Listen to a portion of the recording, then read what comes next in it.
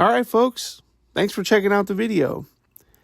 Today we're talking about corrupt Democrat Governor Tim Walz announcing he's not running for re-election in 2026. Now, this radical leftist who nearly became Kamala Harris's VP and dragged the country towards socialism is finally running scared. Why? Because independent journalist Nick Shirley uncovered the massive Somali fraud racket that Walz and his Minnesota cronies sanctioned, wasting billions in taxpayer dollars. This is Democrat incompetence at its worst. Now, let's remind ourselves who this clown is. Tim Walz, the so-called folksy teacher turned governor, infested Minnesota with far-left policies since 2018. Free handouts, open borders for immigrants, and endless government spending. That's his legacy. He won re-election in 2022 by pandering to woke voters, turning Minnesota into a sanctuary for fraudsters. Then in 2024, Kamala Harris, another Democrat disaster, picked him as VP to pretend they care about the heartland. Walz was almost vice president, folks. Imagine this guy one heartbeat away from the Oval Office, pushing his radical agenda nationwide. But Trump and Vance crushed them, sending Walz back to Minnesota in shame. Now, facing re-election in 2026, he's quitting like the coward he is. Good riddance. Now, this scandal is a Democrat horror show. Under Walz's watch, Minnesota's bloated government programs like Feeding Our Future and child care handouts became a piggy bank for fraudsters. Federal probes reveal up to $9 billion stolen, much of it through Somali-run scams. Fake meal programs for kids, phony daycare billing for ghost children, all sanctioned by Walz's incompetent administration. His Department of Education and Human Services rubber-stamped these operations, ignoring red flags while taxpayers footed the bill. This isn't just oversight, it's Democrat-sanctioned theft, enabling criminals to buy mansions and send cash abroad. Now, Walz claims they acted fast, but that's a lie. Audits warned them years ago. This is what happens when liberals throw money at equity without accountability. Pure government largesse gone wild.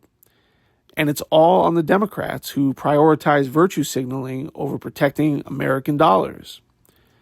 Now, thank God for real journalists like Nick Shirley who did what the mainstream media won't. In his explosive December 26, 2025 video titled, "I Investigated Minnesota's Billion-Dollar Fraud Scandal," Shirley went undercover, exposing Somali daycares, faking enrollments, and siphoning millions from Walz-approved programs. His evidence? Well, empty buildings claiming thousands of kids, bogus invoices, and direct ties to state funds. Shirley faced death threats from the left's thugs, but kept fighting.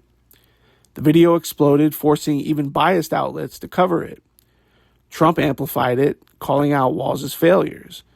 Without Shirley, Democrats like Walz would keep sweeping this under the rug. This exposure nuked Walz's career. His polls cratered as Minnesotans woke up to the liberal scam.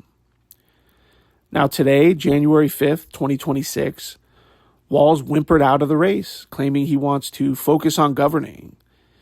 So yeah, right, more like dodging indictments and voter rage.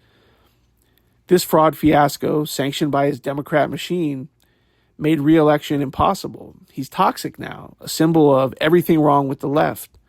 Wasteful spending, zero accountability, and coddling criminals over citizens. And get this, he was almost VP. If Democrats had stolen 2024, Walz would be in D.C. spreading this rot nationwide.